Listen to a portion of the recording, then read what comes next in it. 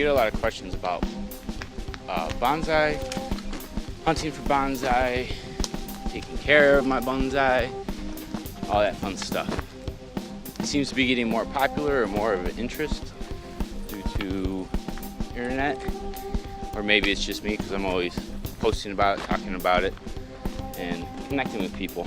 But it seems to be a growth in it, and one of the practices in bonsai is Yamadori, collecting native species. And that's what I'm out doing right now.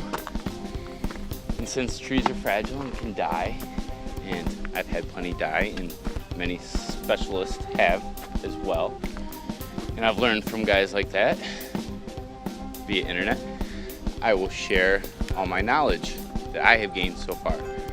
I am at this point by far no way a professional, but anybody that knows me knows that I'm a nerd and have engulfed myself in this study for about 5 years.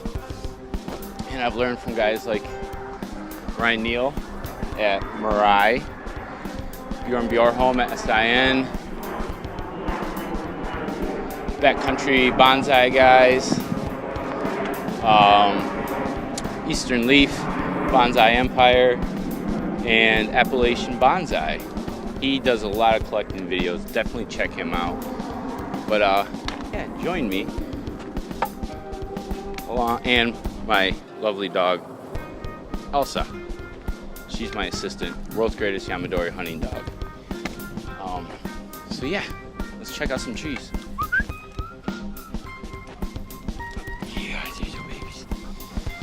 So I listen to bonsai podcasts, and in one of the episodes, Ryan Neal of Mirai was talking about how Americans should really focus on native species in America because there's so many different kinds, and it's such a vast country.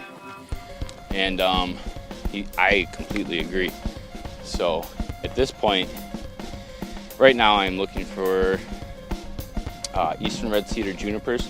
These guys right here. There's a bunch. The sun's not creating a massive glare. They're cousins of Sierra junipers and Rocky Mountain junipers. Very similar foliage. So that, and also native species such as, to this area, indigenous species to common dogwood, common juniper, maples, oaks. I mean, the list goes on and on in this area. So right now I'm just looking, enjoying the weather. Nice Northwest Ohio fall morning, brisk 55 degrees.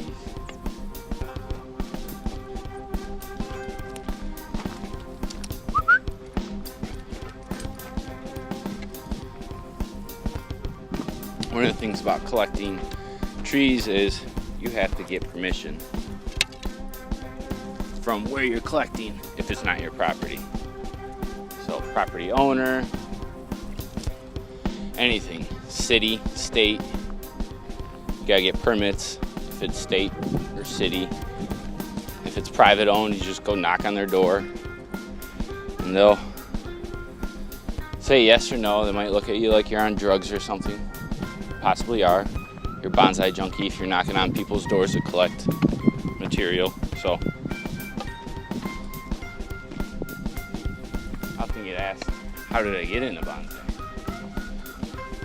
Well, about 4 years ago, I was in my sophomore year taking summer classes, classical guitar. I was a music major, still am a music major, and now I'm a grad student.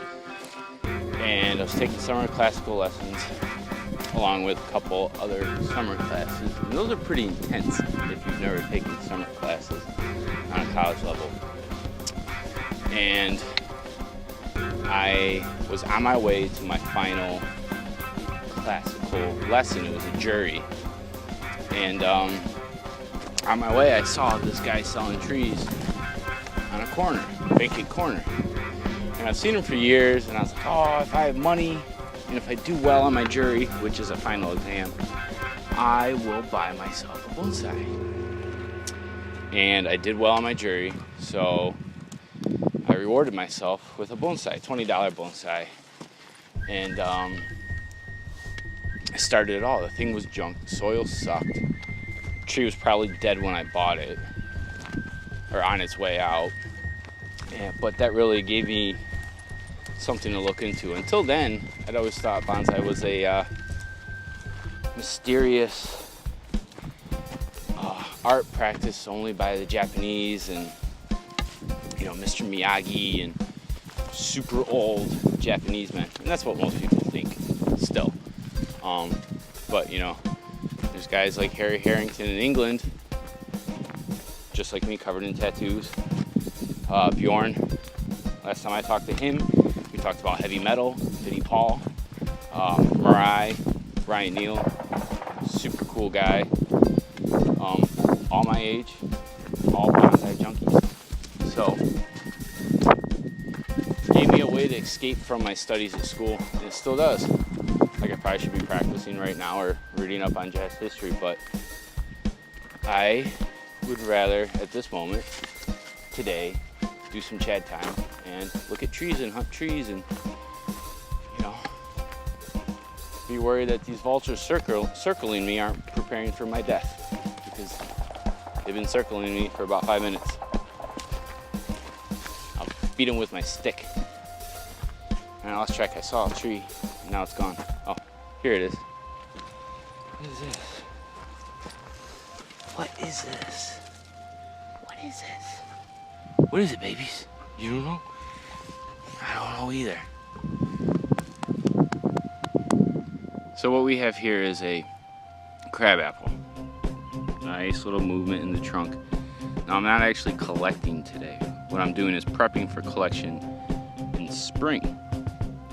And what I did, if you can see, I dug around cutting any big roots with my trusty little shovel, handheld, that I can throw in my book bag while walking. And what I'll do is I have organic fertilizer pellets. Yeah, what? And I just sprinkle them around, or Elsa will. This is her discovery, she found it. And over winter, as long as the roots stay over 36 degrees, they will continue to grow. And then come springtime, I'll have nice fine roots that will enable this to transition to a pot much easier than the big roots that you usually get from collected trees. One of the best things about bonsai hunting, it's a workout. Look at this, she has no fear. She just ran right up there.